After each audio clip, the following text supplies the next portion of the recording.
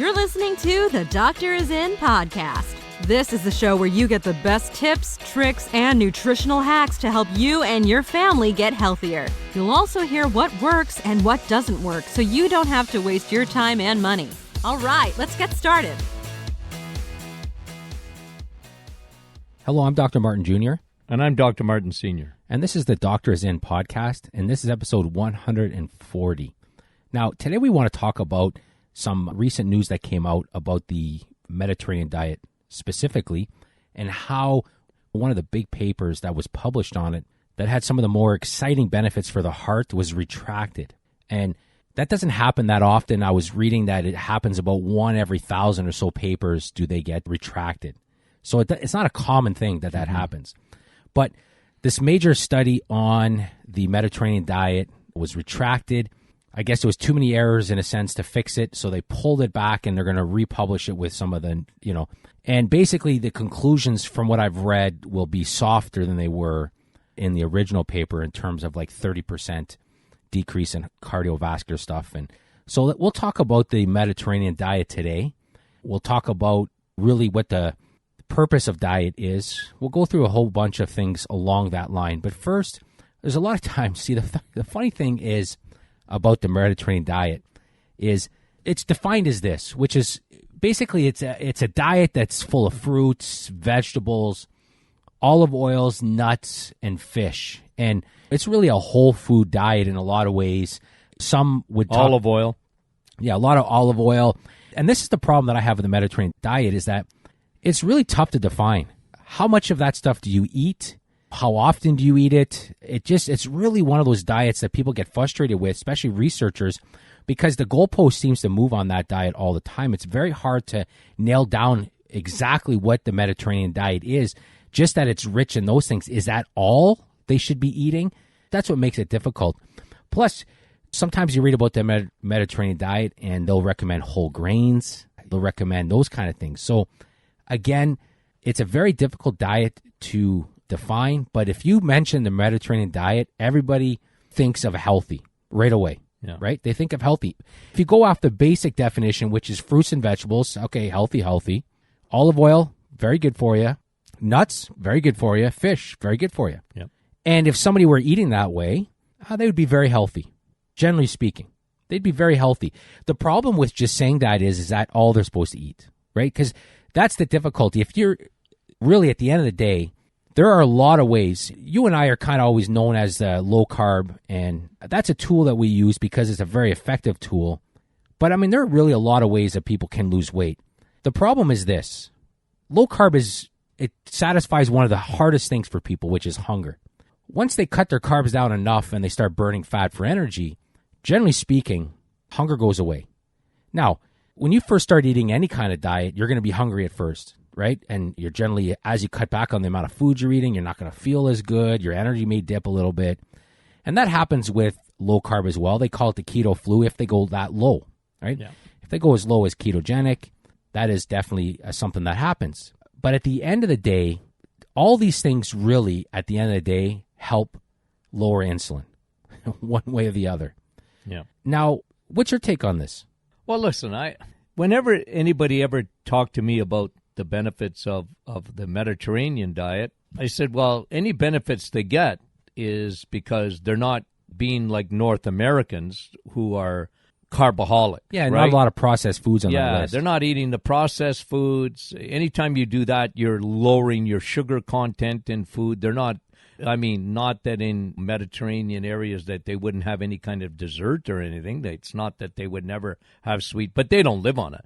They're not consuming 180 pounds to 200 pounds of sugar a year, which the average North American consumes. That's just the way it is. So any deviation from that carboholic diet that we live on would be good for you. What I always had an issue with the Mediterranean diet is that they left things out.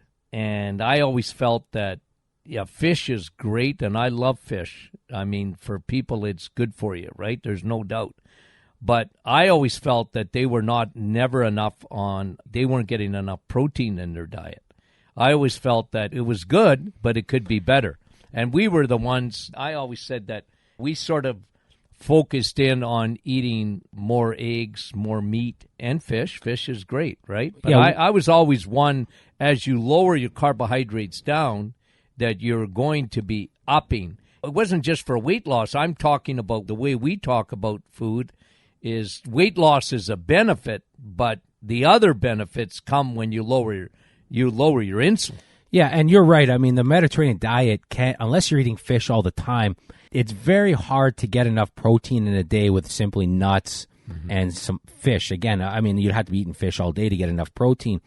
And one of the biggest problems with people as they age is a condition called sarcopenia, which goes hand in hand with osteoporosis. And one of the motivating or driving factors of that is really a lack of protein intake over their lifetime and then a lack of muscle building. But it's very hard to build muscle if you're not eating enough protein. Yeah. That's just the reality of it, right? If you're not getting enough protein, you're breaking down amino acids.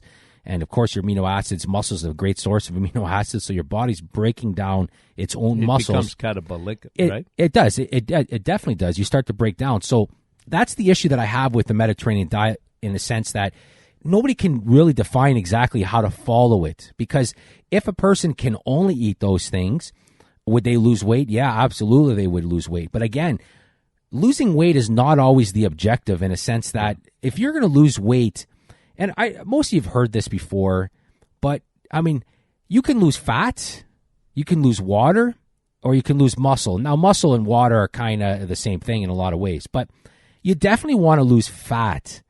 You don't want to lose muscle. And when somebody loses weight and they don't get enough protein and they're not exercising or doing weights, they tend to lose a lot of muscle mass as they lose weight. Just strictly eating less food, you're going to waste your muscle away. So you have to have a plan, especially as you get older, right? Now, losing weight's always a good thing in a lot of ways because it lowers your blood pressure, it decreases a lot of cardiovascular risks, and on and on. But if you're going to lose weight, you definitely want to do it the right way. Yeah. And that's making sure that you get enough protein. Protein really has to be that has to be the target, right? You have to build a diet around protein intake. You have to make sure that you're getting enough protein in your day. So if you look at the way to eat, right, if protein remains constant or you want to increase protein, a great strategy for people to lose weight is you increase protein because it really does fill you up. So you increase protein, and then you have two other macros in a sense, right? You have carbohydrates and you have fats, and that's where all the different diet variations come in. Now, you can just eat less food of everything, but if you decrease your protein intake, you're going to lose muscle. I don't care who you are. You're going to lose muscle. You can see when people lose a lot of weight and they lost it by eating less food, but they didn't really pay attention to protein, they look fragile, right? They don't look as healthy in a sense. They look weak and frail. You've seen it. They just look like a shrunken down version of themselves. Their body composition has changed in a sense that they look skinnier or thinner. Yeah. But they really don't have that composition that would indicate that they got enough protein when they did it. Yeah. So you can just simply eat less, right? Forever, doctors gave that terrible advice, just eat less, move more. Like that's a magic formula, right? So you can eat less. That's a recipe for failure. Oh, yeah, no question. So if protein is the anchor, right? If that's the kind of the anchor of every way of losing weight, right? Getting enough protein, then you definitely want to do something with your carbs and fat. And this is where there's a lot of debate. But let's set one thing straight. If you eat a high protein, low carb, moderate fat, you're going to lose weight. If you eat a high protein, moderate carb, and low fat, you're going to lose weight. I mean, no question. No. And that's what we always tell people. The thing is that what we deal with all the time are people that are insulin resistant, that are a mess metabolically, and research is pretty clear on that. If you're on that end of the scale where you are no longer insulin sensitive, then you are better to go on the side of low carb and higher fat than you are on low fat, higher carb. That's just the reality of it. Yeah. So if you're not metabolically messed up, if your hormones are okay, if you don't have a metabolic disorder, if you're not insulin resistant, then you could kind of choose both ways. You could say, all right, I'm gonna increase protein, I'm gonna cut my fat down, and I'm gonna eat a little bit of carbs, right? But for the most of the people, especially as they age, they don't do well like that. They don't. And if they got any hormonal, like you say, any if they're issue in any kind of that hormonal storm where they're out of balance and they're living in a metabolic disaster for them, then guess what? They need very, very specific. Well, and that's why we tend to talk a lot about eating this way, because what we see every day, if somebody's fatigued, we got a webinar, we're doing a live presentation of a webinar coming up on Thursday night on fatigue, right? If somebody's fatigued, they do much better on the, generally speaking, eating more fat, less carbs, because it usually means that their insulin's messed up. That's why we talk a lot about diet composition. Like, we're not naive in a sense where we say the only way to do something is by going low carb. We understand that. But for what we deal with every day and the people that we deal with every day, there's no question that that's the best route for them. Yeah, and we're not looking at, the vast majority of our patients are not coming in. They're not weightlifters. They are not professional athletes they're at the top of their game and they just want to tweak a little bit and whatever. The reality is that the vast majority of our patients, they're in for a reason. Well, they got either high blood pressure. I mean, they got either, think of their all thyroid's not working. There's symptoms of they're adrenally insulin. Exhausted. They have insulin resistance. Their estrogen is dominant. I mean, all those things, they create a cascade of symptoms. And that's what I have to deal with. That's what we're dealing with the biomarker testing. That's what we're dealing with. So when we created our way of eating, there's a reason for it. Yeah, it's absolutely. just like I get people that they sort of, what the problem is when you're online and you're dealing with people that they're not into seeing patients. They might know a fair amount about nutrition but they're not dealing with people. So they're not, you got to understand at the Martin Clinic, we got real people. Every day people are unwell, from cardiovascular to hormonal to adrenal exhaustion to thyroid not working to their ovaries secreting an enormous amount of estrogen. They got insulin resistance. We got to deal with that. Well, I mean, if we're going to get any results, it's, just stop eating. Well, cut your carbs down. And what they'll say a lot of times, too, in research is that, and this is kind of what is a pet peeve of mine, when they talk about all the different ways of eating, they say, well, there's no difference if protein and calories are equal. Mm-hmm. But that's the thing. That's not real life. That's in a lab, that's in a metabolic ward in a lab where they control every aspect. That's not real life. In real life, it's very difficult to count your calories. And also, the calorie counts on foods are way off sometimes, as much as 20% sometimes. And perfect serving size and measuring and all, that's a pain in the butt. Now, you can go about that method if you want. And then you hit your protein target, you hit your carb target, you hit your fat target every day. And you do that over a long period of time. But, man, the advantage that a lot of people have when they cut off their carbs is, one, they get less hungry, they eat less food. I mean, there's no question, generally speaking, after a while on low carb, especially when they get over onto that fat burning side of the equation, when they stop burning carbs for energy and they tend to burn more of their own fat for energy, what ends up happening is they generally are less hungry. They end up eating less food. Mm-hmm. People always say, yeah, calories are equal. But the amount of calories that a low carb person would have to eat, in a lot of these studies, they're actually eating more calories than they normally would on their own. They're eating more food than they normally would on their own. So when they do these side-by-side studies and they get the calories equal, it's like, well, see, they both had similar weight loss. Yeah, but the problem is that's not real life. In real life, people tend to eat less food when they're going low carb because their hunger hormones are not out of whack. Yeah. Their blood sugar level's stable. They feel better all the time. Their inflammation markers are down. Yeah, and so it's not that you can't get healthy the other way. It's just it's a lot more work. And the difference is if you are pre-diabetic, type 2 diabetic, if you are metabolically messed up, if you got bad hormones, then there's no question that going down the route of lower carb. And here's the thing with low carb, and this is something that you and I deal with questions a lot on this issue, is what does low carb mean? Well, listen, low carb is very, very subjective because somebody who's used to eating 300 grams of carbs a day and they cut it down to 150, That's low carb. that's low carb. I mean, that's eating 45 grams or so every meal. That's not a lot of carbs in a sense.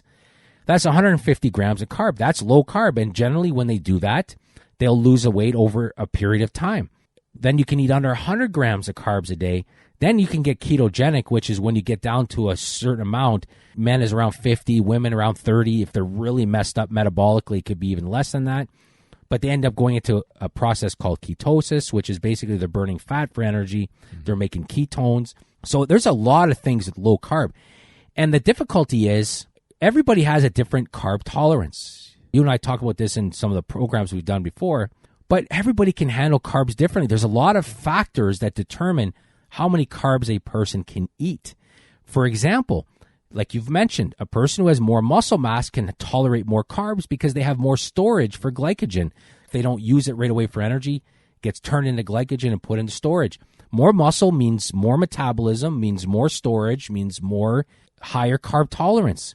Somebody who has less muscle, a whole bunch of factors, they generally can't tolerate as many carbs as somebody else. Also, how insulin resistant a person is. The more insulin resistant, the less carbs they can tolerate, which is why a type 2 diabetic, which is really another way of saying an allergy to carbs, unfortunately, they can't tolerate many carbs at all. So a Mediterranean diet with fruits and all the fruits they can eat would be a nightmare. Yeah. It would be a disaster. Yeah. It would be a disaster. That's the issue that we have with the Mediterranean diet is it's a good idea. I think if you're metabolically healthy and that's all you eat, you would definitely have to supplement with protein. I think the Mediterranean diet, without eating enough fish, you'd have to eat enough fish. Plus, you'd have to then get some kind of B12 supplement because it'd be very difficult to get enough B12 in your diet that way. They'd get enough omega-3s for sure. They'd get enough DHA. Yeah. If they're eating fish all the time, they would cover that trail pretty good, right? One of the chronic deficiencies in people is not enough omega-3. They'd get enough omega-3s in their diet eating that way for sure. B12, they'd struggle. If they're not eating any red meat, they'd struggle getting B12. They'd have to supplement with that. And then again, like anything else, you can overdo it on fruit. You can eat, can eat too much fruit. Well, we see it a lot today. And this, just again, I always tell people like fruit is like God's candies, right? Like you got to understand that the world's changed. We don't live in the same world. And like it's wonderful if you live in Europe and you probably weren't consuming 180 pounds of sugar a year. The Mediterranean diet for you, and you can have some grapes and bananas, and you're eating that stuff, and you got no issues at all. It's good for you. They're God's candies. But if you live in North America, and again, like I said, the average Canadian is insulin resistant. North America, absolutely insulin resistance. We are sugarholics, carbaholics. And now your metabolism has changed to the point that you're creating uric acid. And uric acid, that is a big no-no for fruit. And so I always tell people, whether it's God's candies or just bad candies, it's still sugar. And now, again, because of insulin resistance and what happens at the kidney level, you're not getting rid of all your uric acid. You're not converting all of it to urea. It's coming back into the bloodstream, and now you're creating inflammation. So, again, like fruits are good. Well, Doc, can I have as much fruit as I want? Well, not in this day and age you can't. Most people can't anymore because... No, you definitely can't. It's too much sugar, right? So, and, there's a lot of evidence showing that fruit today are bigger. Apples are more sugary today. I mean, you see those pictures of bananas, older bananas, definitely don't look like the big yellow ones that we have today. So, again, a lot of things have been modified to a certain extent. Mm-hmm. But again, if you're metabolically healthy, then you can have some fruit every day and a little bit of fruit again. I mean, one way to become metabolically unhealthy is to eat a lot of fruit, especially, and this is, let's just end the podcast by just kind of talking with this. In research, if you want to fatten up a mouse for the purpose of a study, right? If you wanted to run a study on mice and you wanted some of those to be fat, then what you would do is you would feed them a combination of fat and carbs. And specifically the fat is like vegetable oil type fats, inflammatory type fats, and carbs and like a higher sugar-based, high fructose kind of stuff, right? That's the worst combination. You combine that kind of fat and that kind of carb, that's not good news. Yeah. And you know that because there's none of that in nature. Yeah. There's no high fat, high carb. Well, look at an avocado. Yeah, I mean, it's a fruit, but it's a high fat. It's a very low sugar, very low sugar fruit. So it's just a bad combination, right? So a lot of the times people run into problems when they eat fruit at the end of a fatty meal, or they eat fruit and they're eating fats, or there's a lot of things. So sometimes the fruit itself is not even the problem. It's just, it comes in combination with what you're eating. Mm-hmm. You know, you have a piece of fruit after a big fatty meal. Man, that's just not, that's not smart, because again, you have to think about how the body stores fat, right? You burn off what you can for energy. So let's just say you eat a carby meal and you have some fat with it. So carbs burn quickly. So whatever energy you need right then and there, you're going to burn those carbs off. However, what happens is all that energy you ate and that fat, you don't need it. So you break it down into glucose, convert it into storage. Yeah. You store it as fat. Fat will be stored as fat when you eat too many carbs. If you're not eating too many carbs, fat is a great source of energy, a great slow burn of energy. Yeah. But the problem that comes in our society is when we mix all these things together. And that's a lot of the issue. Again, if somebody is eating a piece of fruit a day, no big deal. If they're metabolically messed up, it's a huge deal. But you could see why there's a lot of confusion on diets. People have so many questions on it. Now, as you mentioned, we like a low carb. In fact, a book we wrote a while ago, way before the keto fad kind of came out, was Serial Killers, where we talk about a ketogenic diet. But that's a cyclical ketogenic diet. So there's a day where you can carb up a little bit so that it's easier to maintain, easier to follow, and people get tremendous results on that. But again, we want to thank you for listening to this episode. If you have any questions, you can email us at info@martinclinic.com. If you're not a newsletter subscriber, go to our website, martinclinic.com, sign up for our newsletters. Every Thursday morning, you do a Facebook Live. We also have a new Facebook group that we started. It's a private group. It's called the Martin Clinic Club, where you can join there, and we have a team of people that kind of answer questions in there. We go in there, we do Facebook Lives and answer some questions. It's just it's another way for people to get the answers they need for their health. So if you can join the Martin Clinic Club, you can do that. Just go to our website again, or find us on Facebook. There's a lot of ways that you can get in touch with us. There's a lot of ways you can get information for your health. So again, we thank you for listening. Have a great day.